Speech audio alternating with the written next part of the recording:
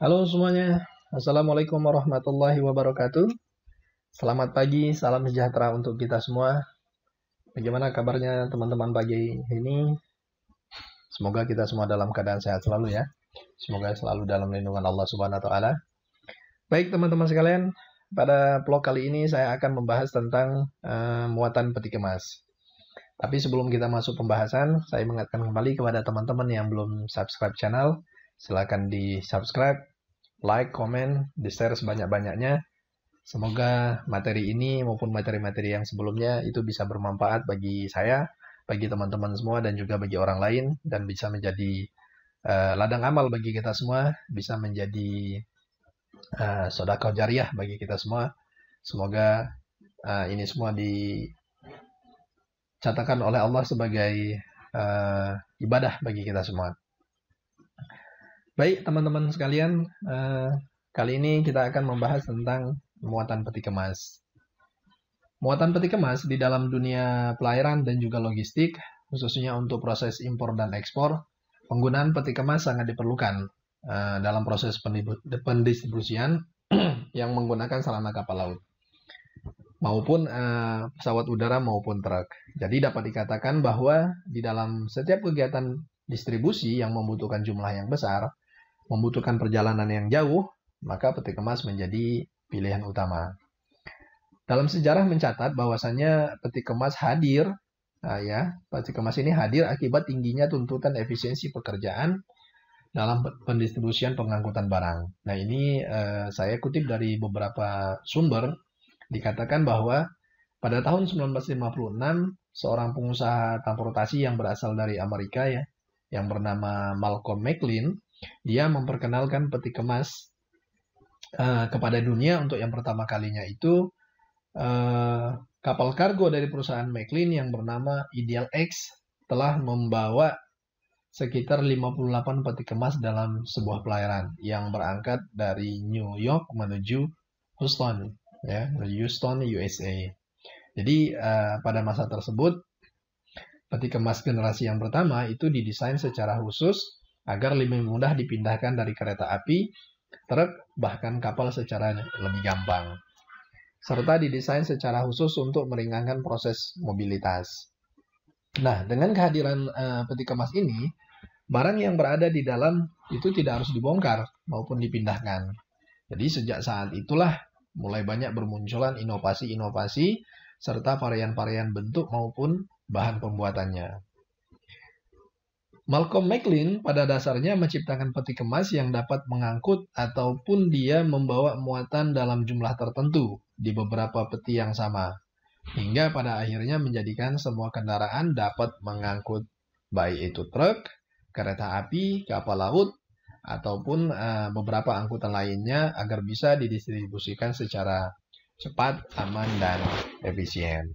Nah, itu sejelas sejarah tentang penggunaan peti kemas yang pertama kalinya di dunia. Nah, teman-teman sekalian, kita akan melihat apa sih definisi dari peti kemas itu sendiri. Nah, ini peti kemas kalau sesuai dengan ISO, dia mengatakan bahwasannya peti atau kotak yang memenuhi persyaratan teknis sesuai dengan International Organization for Standardization (ISO) sebagai alat ataupun perangkat pengangkutan yang bisa digunakan di berbagai moda, baik itu mulai dari kereta api, kemudian kapal laut, bisa juga dengan moda darat, truk, ataupun saat ini bisa juga diangkut oleh pesawat terbang ya. Nah, di zaman modern ini, sekarang peti kemas lebih dikenal sebagai sebuah peti yang berbahan dasar logam dengan beberapa ukuran standar tertentu. Nah, dia fungsinya sebagai sebuah media untuk pemuatan barang yang pendistribusian barang yang berguna untuk memudahkan mobilitas. Jadi memudahkan perpindahan barang.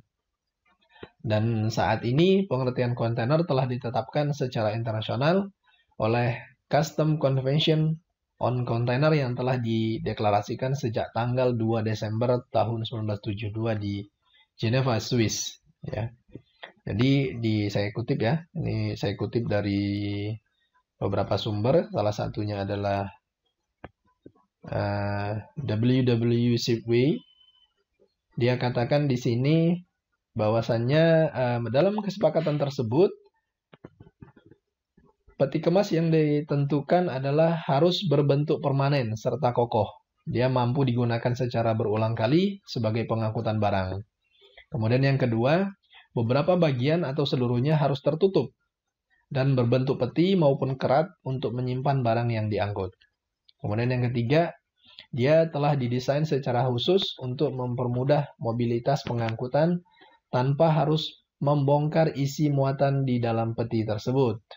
Kemudian yang keempat, selalu dilengkapi dengan beberapa perangkat untuk memudahkan proses pemindahan dari satu transportasi ke transportasi lainnya atau dari suatu moda ke moda lainnya. Kemudian dibuat khusus agar dapat dengan mudah diisi ataupun dikosongkan. Yang berikutnya, yang keenam, dia memiliki isi dengan kapasitas tertentu, yakni sebesar 1 meter kubik atau di atasnya. Nah, yang ketujuh, peti kemas biasanya berbahan khusus seperti baja, aluminium, fiberglass, yang telah dilengkapi dengan pintu dan dapat dikunci dari luar. Nah, yang terakhir, dikatakan di sini, perlengkapan ataupun peralatan lain dapat diangkut bersama-sama dengan kontainer lainnya. Nah, gitu. Itu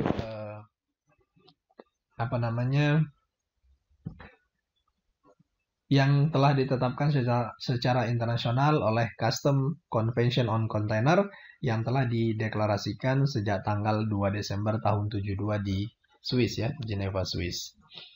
Baik, kita lanjut. Nah, syarat-syarat yang baik untuk jenis peti kemas, ya, syarat-syarat dan jenis-jenis dari peti kemas.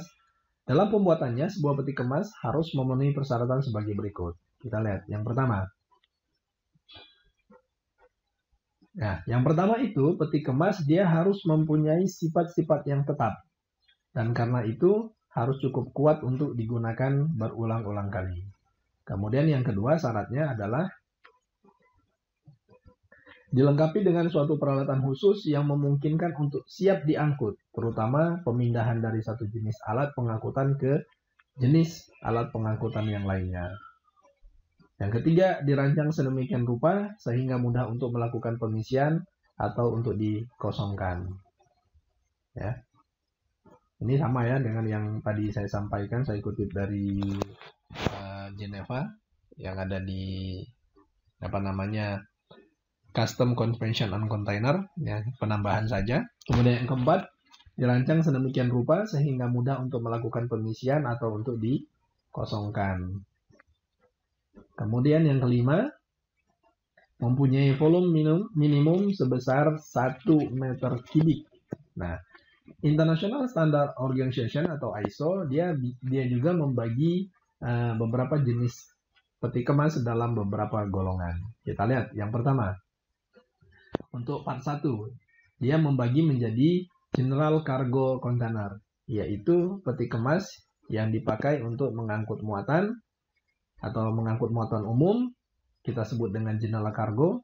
Nah, peti kemas yang termasuk dalam General Cargo ini salah satunya adalah yang pertama General Purpose Container, yang kedua Open Side Container, yang ketiga Open Top Container, dan yang keempat adalah Ventilated Container. Jadi ada 4 yang masuk dalam kategori General Cargo Container. Kemudian kita lihat yang berikutnya. Yang part yang kedua ada namanya Thermal Container. Nah, Thermal Container ini adalah peti kemas yang dilengkapi dengan pengaturan suhu. Peti kemas yang termasuk dalam kelompok thermal ini, yang pertama adalah Isolated Container, kemudian yang kedua River Container, nah yang ketiga adalah Heated Container. Nah, river container ini biasanya dia mengangkut untuk muatan-muatan yang beku. Kemudian dia tentu memerlukan suhu tertentu agar misalnya barang-barang yang ada di dalam itu bisa terjaga kualitasnya. Begitupun dengan heated container ataupun insulated container, dia tentunya memerlukan penanganan secara khusus. Nah, part yang ketiga dia masuk dalam tank kontainer. Nah, tank kontainer ini yang ditempatkan dalam kerangka peti kemas yang digunakan untuk muatan, baik muatan cair, ya, bak liquid, maupun muatan yang berbentuk gas. Nah, jadi kalau tank kontainer ini, nah, umumnya dia didesain khusus untuk mengangkut muatan cair dan juga muatan yang berbentuk gas. Nah, part yang keempat yaitu dry bulk container. Nah, jenis peti kemas general purpose, kontainer yang dipergunakan khusus untuk mengangkut muatan curah. Nah, jadi di dalam ini kita kontainer ini bisa mengangkut muatan curah. Muatan curah banyak ya, seperti yang pernah dijelaskan di sebelumnya. Nah, contoh-contoh muatan curah itu bisa gandum, ya, muatan curah kering, kemudian bisa juga biji-bijian, kemudian bisa juga batu bara dia untuk muatan curah, dan masih banyak lagi untuk jenis-jenis muatan curah lainnya. Nah, selanjutnya adalah platform container. Nah, platform container adalah suatu peti kemas yang terdiri dari lantai dasar. Ini contohnya di gambar ini. Nah, ini contohnya di gambar lantai dasar, yaitu flat rack container, dan yang kedua adalah platform base container. Lanjut untuk yang part yang ke-6, yaitu collapsible container. Jadi collapsible container ini adalah peti kemas yang khusus dibuat untuk muatan tertentu, seperti peti kemas untuk muatan ternak, atau disebutnya adalah cattle container, atau muatan kendaraan auto container. Jadi muatan ternak dimasukkan ke dalamnya. Kalau biasanya kalau muatan ternak itu ada kapal khusus ya yang mengangkut, misalnya mengangkut sapi. Kalau Indonesia itu biasanya dia mengangkut kebanyakan sapi dari luar negeri, contoh dari Australia atau dari negara mana yang dia produksi sapi, kemudian diangkut menggunakan kapal laut. Kemudian part yang ke-7 yaitu air mode. Nah, air mode ini biasa digunakan di dunia penerbangan. Peti kemas yang secara khusus dibuat dan dipergunakan untuk pesawat terbang. Dia berbahan dasar, dia untuk pesawat terbang yang berbadan besar untuk mengangkut barang-barang penumpang ataupun air cargo yang melalui udara. Jadi kalau air mode ini biasanya digunakan di transportasi udara. Kira-kira cukup demikian sobat sekalian mengenai pembahasan kita pada pagi hari ini. Kita membahas tentang kontainer. Silakan kalau misalnya para sohib sekalian ada pertanyaan, silakan ditulis di kolom komentar. Kemudian di-share. Kalau semoga ini informasi mengenai kontainer bisa bermanfaat, khususnya bagi saya pribadi. Kemudian itulah informasi mengenai pengertian dari peti kemas secara internasional. Oh ya, selain itu bisa juga dengan menggunakan palet. Kira-kira itu teman-teman sekalian, silahkan share di komen. Kalau ada pertanyaan jangan lupa tulis di komentar. Sekian, sampai ketemu di materi-materi berikutnya. Akhir kata saya ucapkan wabillahi taufiq wal hidayah. Wassalamualaikum warahmatullahi wabarakatuh. Sampai jumpa.